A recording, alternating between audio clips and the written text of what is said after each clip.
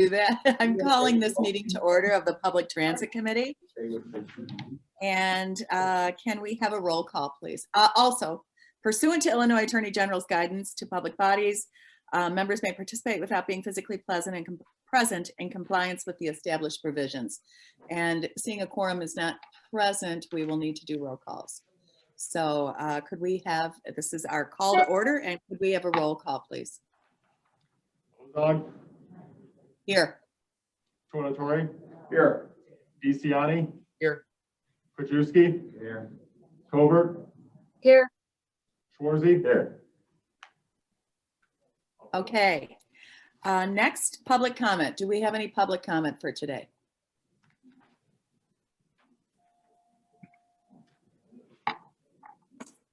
No public comment? Okay, hearing no public comment, I'll move on to approval of the minutes of the Tuesday, January 5th, 2021 meeting. So moved. Can I have a second? Second. Okay. Any comments or changes to the minutes? Hearing none, roll call, please. Ozog. Here, or yes? Tornatore. Aye. DeCiani. Aye. Krajewski. Aye. Covert. Aye. Schwarzy. Aye.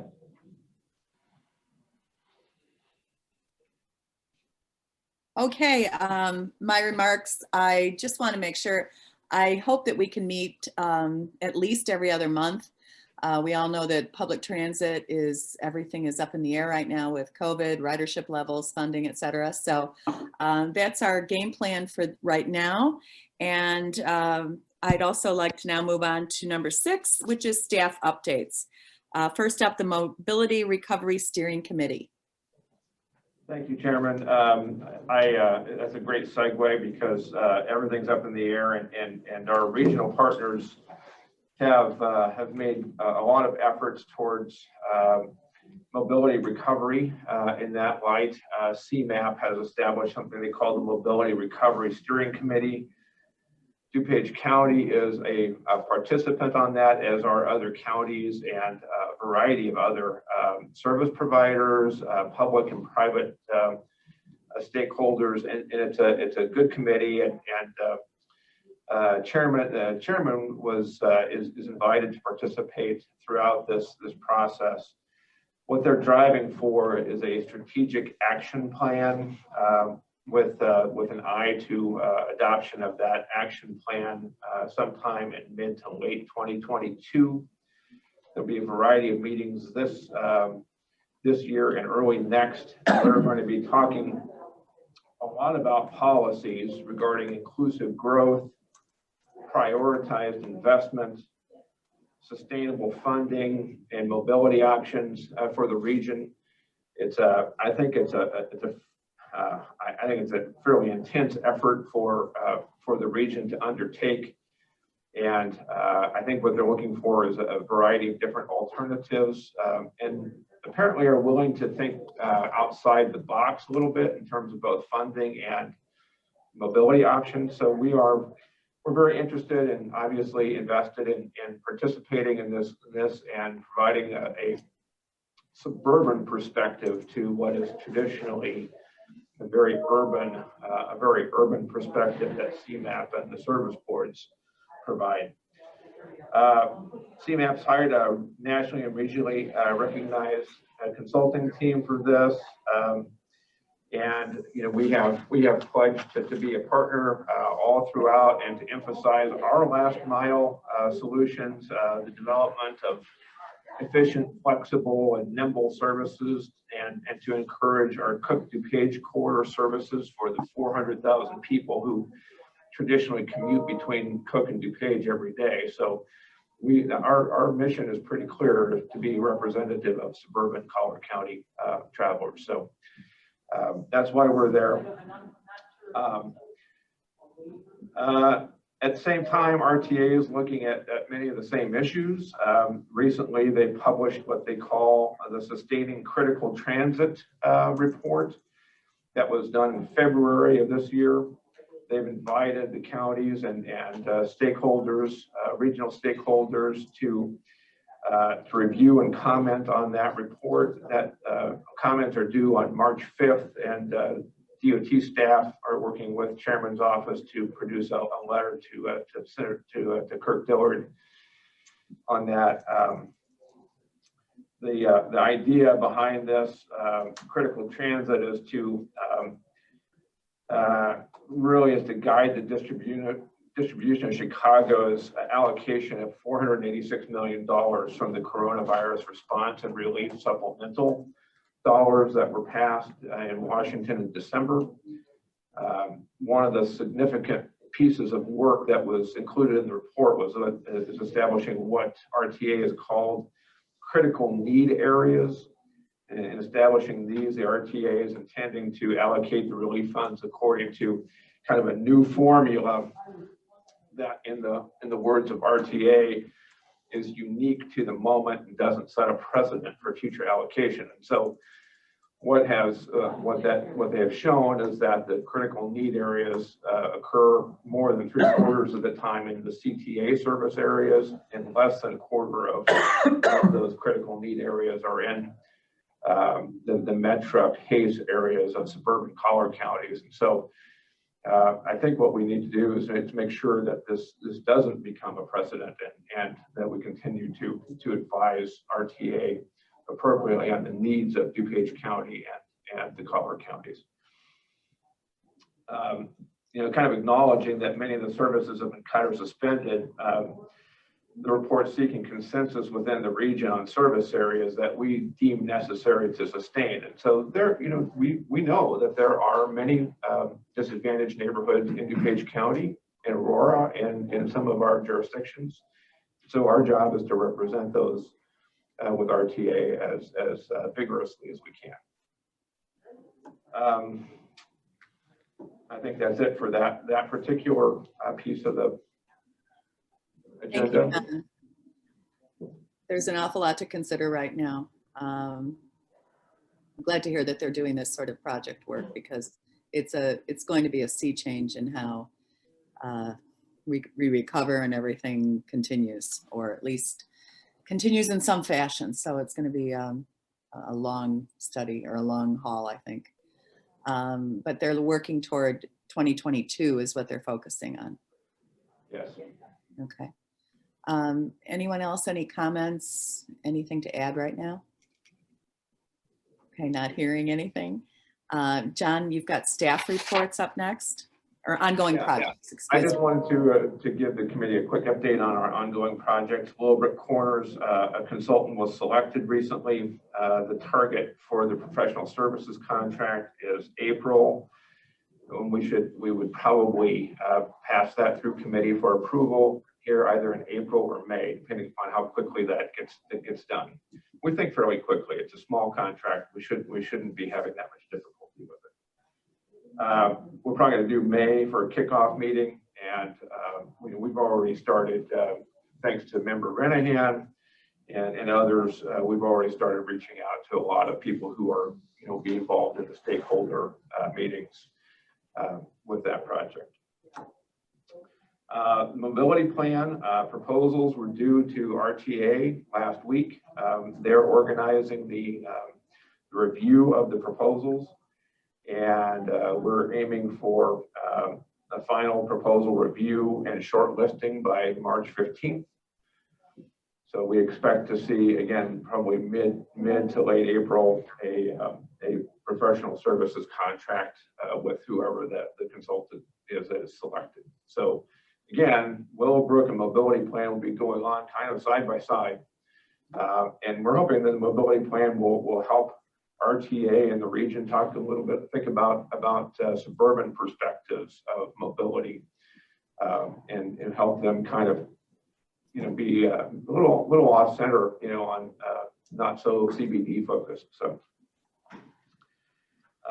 finally, the trails plan has been it's been shortlisted to 2 consultants, and we are working on interview schedules with them, and we will make a selection on trails consultant fairly shortly as well. So a lot going on in DuPage County DOT. Okay, thank you for that great update. So we'll have several things to discuss at our next meeting. Will we look for an early May meeting at this point? Yes, ma'am. Okay, I think that sounds like a good plan. Anyone else have any comments or observations on this? Okay, hearing none. Any partner reports today, John? Do you know if there are any partners on the call there, Wendy? Dimitri Skofis from Metro's here. Chris Rose is here. I think Chris is up first. Yep. Thank you. As Chairwoman Ozog mentioned, overall ridership has been down. This past month, however, we feel that the weather also had an impact in our ridership. We were hovering around 50% of pre-COVID numbers throughout 2020. However, last month, our ridership dipped to about 40%. For budget news, our budget this year continues to be very fluid. Most likely you're going to hear that from me quite a bit this year, and you'll be receiving regular updates or adjustments to our overall board budget projections for 2021. At our February board meeting, it was staff projected a $9.5 million deficit currently. At this time, we were projecting an $83 million budget deficit. So there's been a big change, and that's really due to the CARES funding that we received in July of last year, as well as the cuts and reductions we did in service in 2020, and adjustments we've made on the administration side of the house.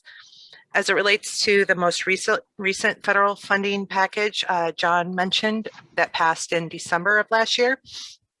RTA staff has presented their proposed percentage split between the service boards.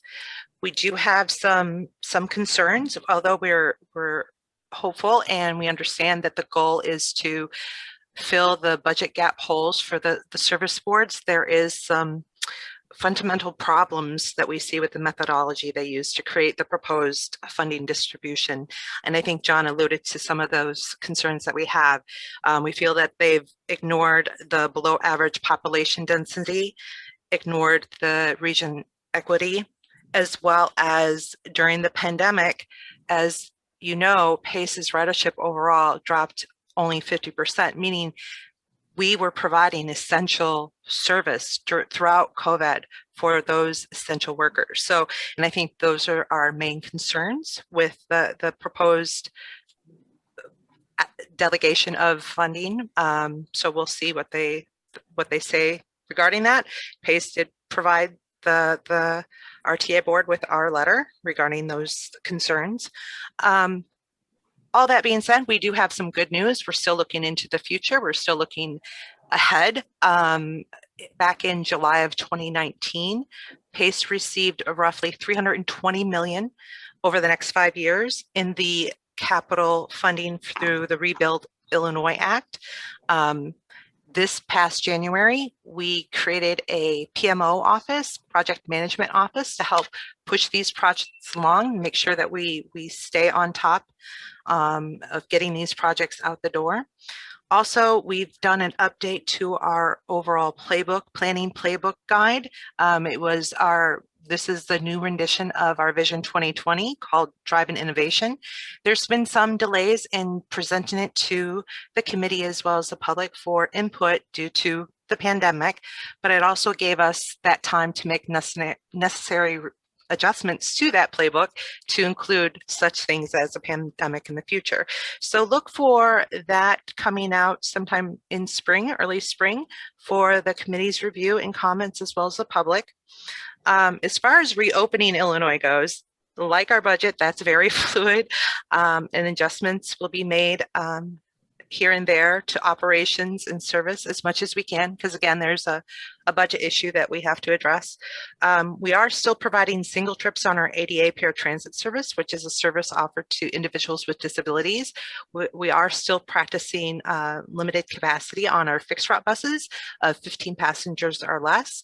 So, and we're continuing to reach out to the businesses and the schools to gauge what their plans are for reopening. And again, it's really up in the air. They're all different as far as where they're at in their plans, and it's very fluid and changes. So we will definitely keep you informed as things move along and our planning operations meet to come up with some innovative ways that we can get move forward in the reopening of Illinois and PACE services. As of right now, we're status quo.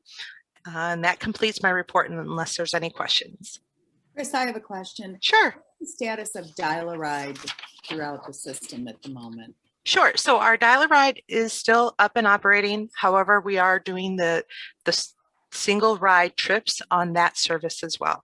And again, that is a population that's highly compromised typically. So we want to make sure that we keep them safe.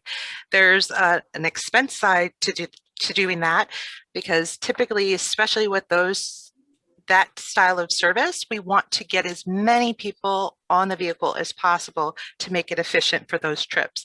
By having it be single ride, it greatly increases the overall cost, but it also increases the safety of those riders. So, Right. and that's what's important. Thank you so much. You're welcome. Especially your use of the word fluid. I think that's critical right now. So, Yes. Thank you so much. Thank you. Any other questions for Chris? Anybody? Okay, hearing none. Got one Dimitri. here. Sorry, Greg Schwarzy here. Yes. Oh, sorry, Greg. Chris, you said your budget deficit was $83 million.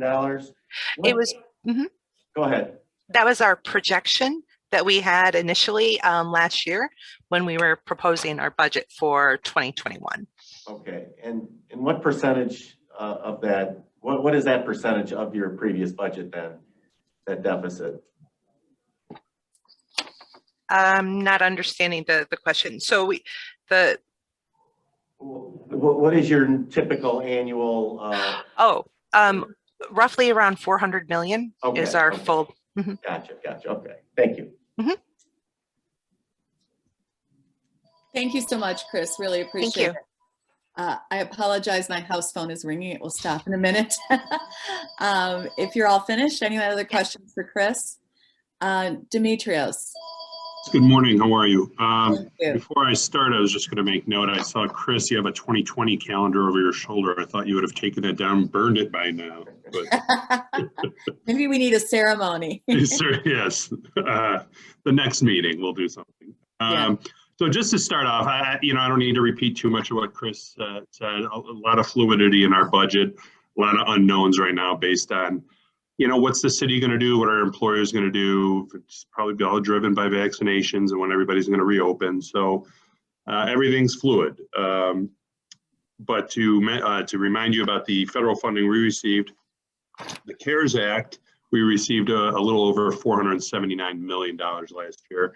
The second round of the Coronavirus Response and Relief Supplemental Appropriations Act, or CRRSA Act, Metro is projected to receive about $83 million of that. We're not doing anything special with those funds. Obviously, it's making up for the loss of Ferro revenue and the reduction in RTA sales tax revenue. So it's just covering our operational costs. Because our ridership, we've probably taken the biggest hit of the three service boards. We're still operating about 10% ridership of based on pre-COVID levels. I wanted to get some more detailed information for you. So we're monitoring very closely to see if we need to add passenger cars to existing trains, or if we need to add entirely new trains or consists to maintain social distance. We're doing daily counts for the three lines that serve DuPage County. I got the numbers for last week, February 22nd through the 26th. So the BNSF is averaging 3,500 passenger trips per day, which is about 7% of pre-COVID ridership. Milwaukee District West line is averaging about 1,500 passenger trips a day, which is again about 7% of pre-COVID ridership. And the UP West line is averaging about 2,500 passenger trips per day, which is about 11% of COVID ridership.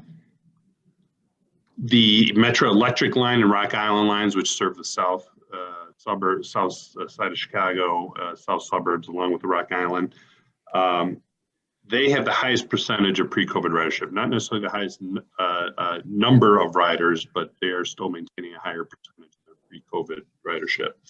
RTA staff, Leanne Redden, our leadership, Leanne Redden was at our board meeting, presented in February. One stat that I thought was interesting from her presentation was the entire system, CTA, Metro, PACE, we are down, ridership is down 25% from the first week in March of 2020. So a significant blow to all the transit agencies, especially Metro. But like Chris, we have good news. We are using this time wisely when we're still operating about 60% of service, like I said before, 60% of our schedule, pre-COVID schedule. That allows us more track time, ability to complete projects faster, not having to phase it saves us money. So we've been able to do a lot of track work. We kind of juggled some things to move it around to take advantage of this extra time. We've also had some big news. I sent out the press release that our media department sent out, but our board approved a contract to purchase 200 new passenger cars with an option of 300 more for a total of 500. At our last board meeting, we also approved a contract to purchase some switch locomotives. Those you don't see out on the rails. They're workhorses in the yard facility to move equipment around. So that's a big advantage for our yard facilities, for our crews working in our yard facilities. Projects in DuPage, we're still committed to $3.75 million contribution to Clarendon Hills, to the station project that is currently under construction. That's managed by the village. John Burns Construction is a contractor. We have committed $4 million to the Elmhurst Station Platform and Pedestrian Tunnel Project. They are in design. They're going to be designing 21 and 22, construction likely in 23. That's what the word I got from the city manager recently. And Glen Ellen is in the very early stages of their station platform and pedestrian tunnel project, but we've also committed $4 million to that project as well. So things are moving forward in anticipation of people coming back, the region opening up again.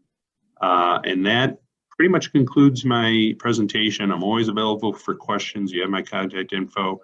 If you have anything now, I'd be glad to try and answer your questions. Thank you, Dave. You're welcome. I can anecdotally tell you, I live next to the Glen Ellen station, and it is starting to, the traffic or the number of cars is starting to increase. So Yes. people on the platforms. Yes, My that's good husband, news. back to 5 days a week. He was driving a couple times a week, but so far so good. So he feels Well, glad to have him back. confident, and Maybe he needs to go up to 7 days a week. 7 days a week. Need that No, ridership. he's an attorney, and I finally got him down to 5 days a week, period. So this is a good thing. But thank you so much. Does anyone have any questions for Demetrius? Okay, hearing none. Thank you so much, Demetrius. Really You're welcome. Thank you. appreciate that update. And again, fluid seems to be the word of the day, so we'll go with that. RTA, oh, Sarah, thank you. Hey, good morning. I'm Sarah Blair. I'm from the RTA. I'm from the Mobility Services Department, but thought I would give a little update on the recovery strategy. So right now the RTA is in step 2 of the COVID-19 recovery strategy. And as John said, public comments are open until March 5th. You can find all of this information at rtachicago.org/recovery. So you'll be able to review the Substating Critical Transit in 2021 draft report.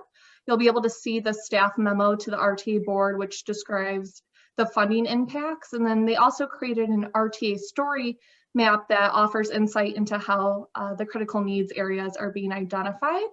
So you can provide comments by email at communications@rtachicago.org, or you can mail it to the RTA's administration office in Chicago. Last but not least, from the Mobility Services Department, we operate the reduced fare ride-free permits for older adults and people with disabilities.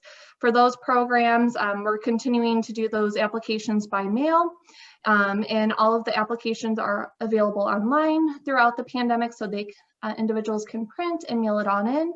Our ADA paratransit assessment sites are still closed, but we are determining eligibility by application. So individuals can call and get an application mailed to them, and then they would mail it back to the RTA.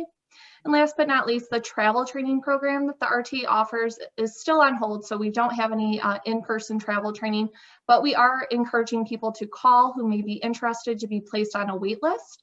The phone number for the services is 312-663-4357. Okay. Thank you so much, Sarah. Does anyone have any questions for Sarah? Okay, hearing none. Thank you again, Sarah. Really appreciate it. Any old business for today? Hearing none. Any new business? And hearing no new business, I would like a motion to move to adjourn. Chair, there's not a quorum in the room. You're the only one left. So there's Pete. yes. Yeah. So two choices. We could Okay. round up people if you wanted to, formally have a motion to adjourn, or you could just, say without objection, we stand adjourned with the idea that probably no one will ever challenge it. Okay, then without objection, we are adjourned. Is that appropriate? It's good. Okay, and I better not get any objections. Okay, and I need to scoot over to development now too. So thank you all very much. Take care. Thank you.